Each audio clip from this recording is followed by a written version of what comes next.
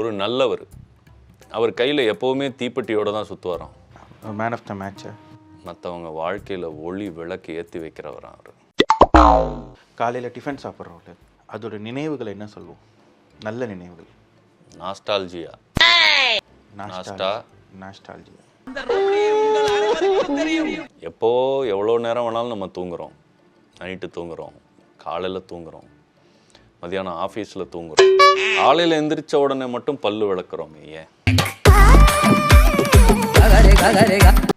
தூக்கத்தில் விளக்க முடியாது, அதனால தான் எந்திரிச்ச உடனே விளக்குறோம். நீ என்ன அடிக்கல, உதைக்கல, உசுர மாத்திரம் உருவி எடுத்துச்சு.